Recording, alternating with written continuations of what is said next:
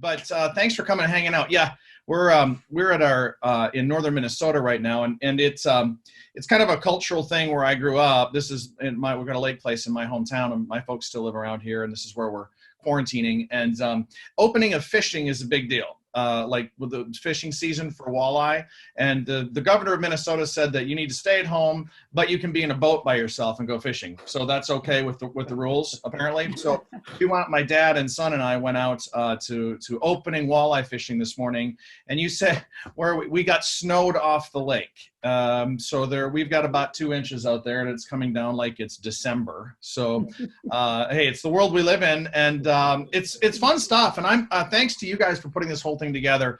When the four of us sat and chatted about what this could look like and what kind of value we could hope to create. I've always believed, Tony, that and Jen, I think you would agree that anytime you attend something like this, you've got hundreds of people attending this, there might be that one thing that you pick up that you're ready to hear that clicks with you, that changes how you act moving forward. And I mean, there's going to be a bunch of great thoughts here we hope, over the next hour. We're going to do this a little bit unplugged. I told Tony and Jen, I said, I kind of feel like an 80s rock band on MTV, and they'd sit there and do the unplugged thing. That's what we're doing today. But I think it's valuable to just have the three of us sit and chat like this.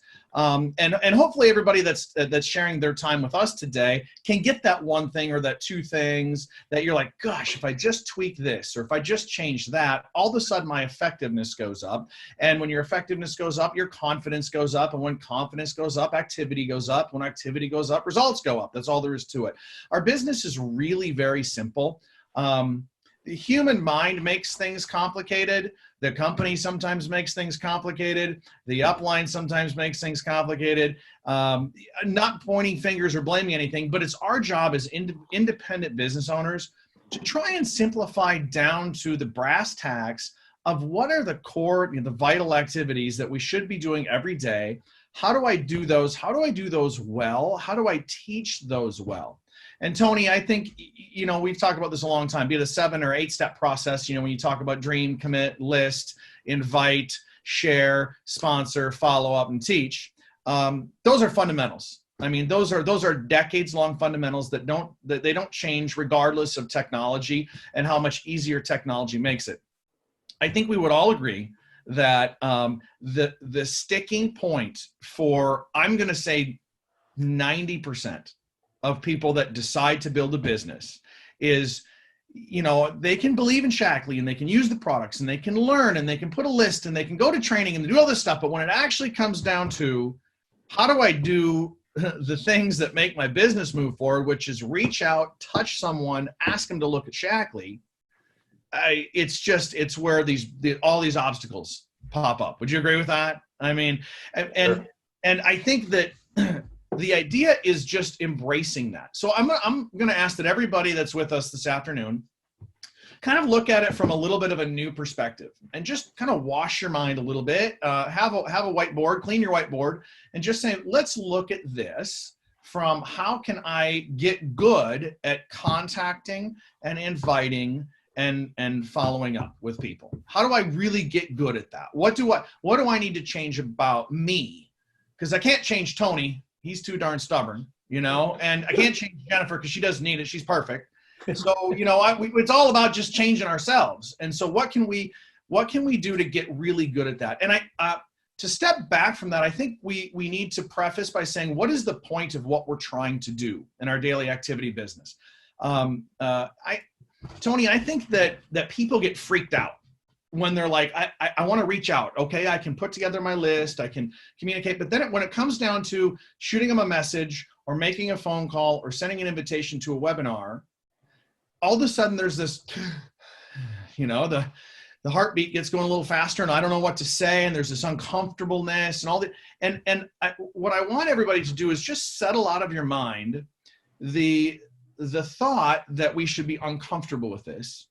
Because all we're doing is we're bringing people together with information. That's all. That is our core job.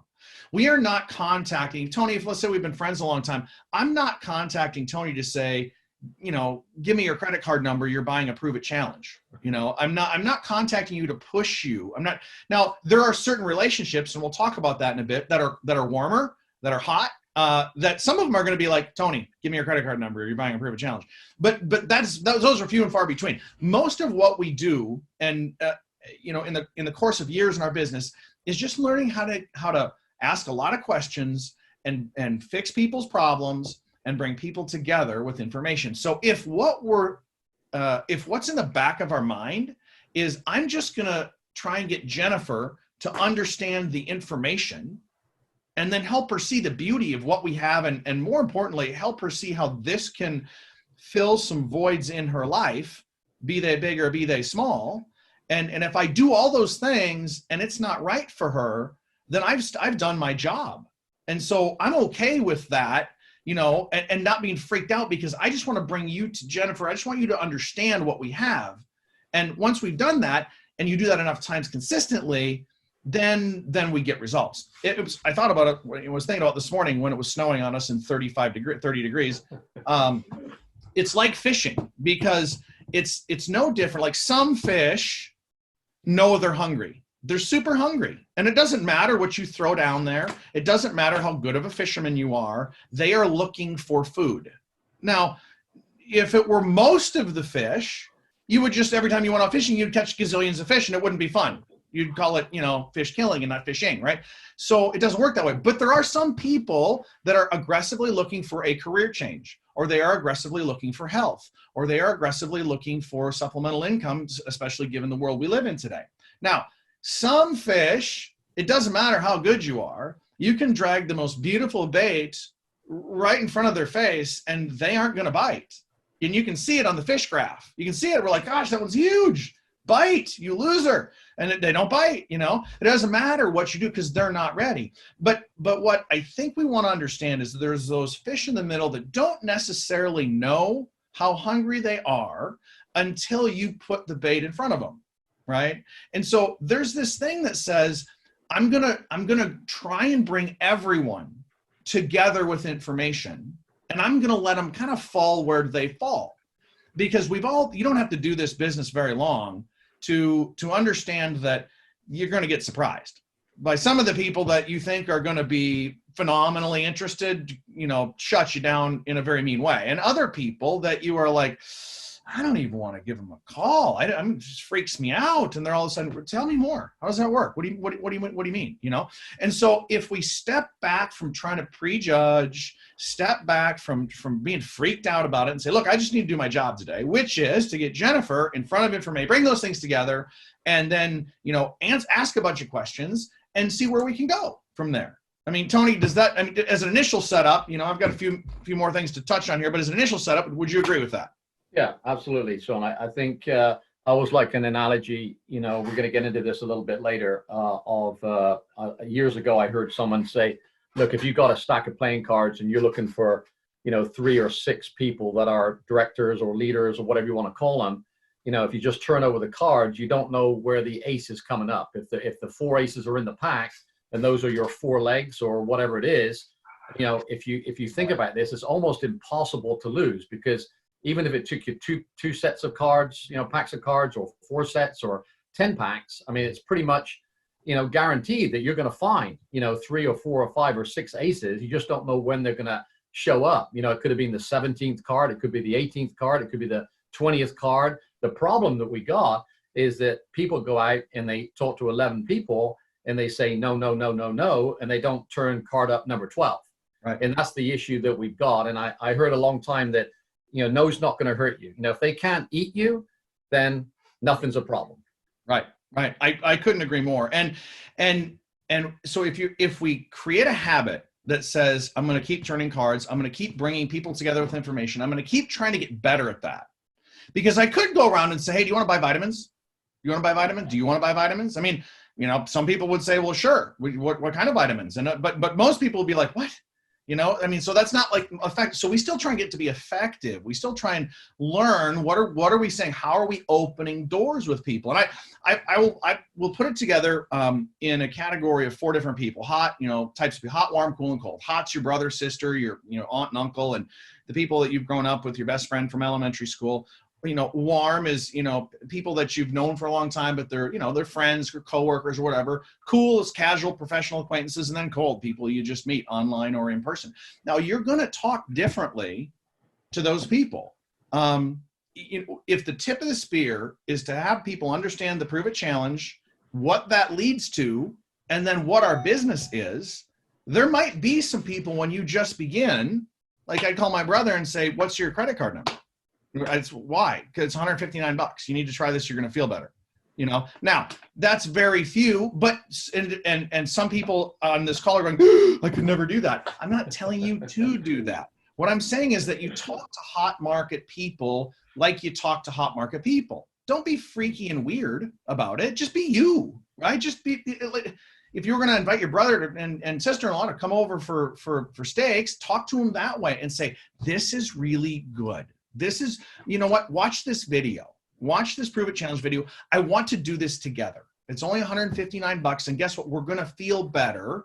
And there's a business side of this that I need to have my friend Tony explain to you because I'm too new, right? And so hot market people, you can be assertive because, or you can say, look, I want you to see this. I want you to understand. You need to see this. You need to watch this video. You need to watch this webinar. You need to talk to my mentor, Tony, because I'm pretty new, because I think there's a lot of value in what Shackley is doing. Now, warm market will be a little bit different, but you can still be, the objective is still the same. Does that make sense? Whether it's your brother, your coworker, a casual person that you know from a club, or somebody you meet in the street, the objective is still, I want them to understand all of Shackley, beginning with the Prove It Challenge, leading into what it all is, or whether you're doing a grand opening or whatever. Jen's going to talk about that. I want people to understand everything and then ask them to get started. So do you want to do this with me? Do you see yourself getting started? A cool market person is probably going to require more questions than anything else in the beginning, right? A cold market person is all questions. It's just, hey, it's a crazy shot in the dark here, but I'm working with a company that's 100 years old. Their products are 100 years old. And we're all about natural health, natural nutrition. We've been doing it longer than anybody else. We find ways to help people stay healthy and young and beautiful and boost the immune system from our customer side. And our business side is a plan that shows people how to guarantee $1,000 for just a few simple activities. It's guaranteed $1,000. I have no idea, but would you be interested in learning about that? Would you want information on that? When you start to at cold market, you just ask those questions with people. They're either interested or they're not. With cool market, you're going to ask more questions about their family, their occupation, their health, their recreation, their income, types of things.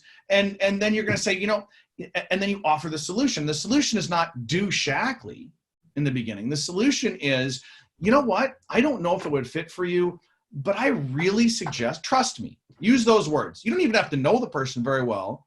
I use it all the time with people I don't know. I know you don't know me, but trust me, it's worth your time to understand what Shackley's products and business can do. Now, after that, it might not fit for you, but we've got a package that shows people how to travel to Costa Rica, San Francisco, get 3 years of car payments, and make $1,500 a month residual income in a relatively short period of time. Now, I have no idea if that's where your mind is or your head is, but Jen, trust me, I know we don't know. It's worth your time. It's worth looking at. And then after you understand it, then you can decide. And then you throw them on a Zoom call with your upline, right? I think that what we have to understand is that you talk differently to the 4 segments of people, but the target is exactly the same. Technology, we want to get them together with information. Technology just makes that easier. It doesn't replace it.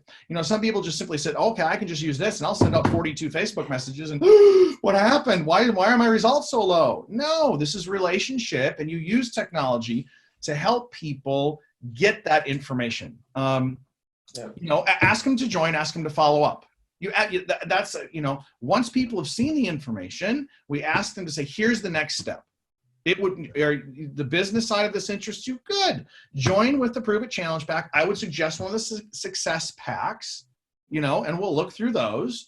If someone says, right now, no, this and job and kids, whatever, ask for permission to follow up. Ask for permission to put them on a tickler file and put a reminder in your phone to reach back out to Tony you know, his dog wasn't feeling well this week, so his mind isn't able to talk. But you know what? By next month, your dog's going to be better, Tony. And so, is it okay if I reach back out to you in a month and kind of just share some of the things that are going on with Shackley's plan?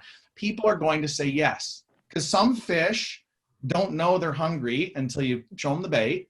Some of them aren't hungry now, but they will be later. And so everybody's in the pipeline somewhere.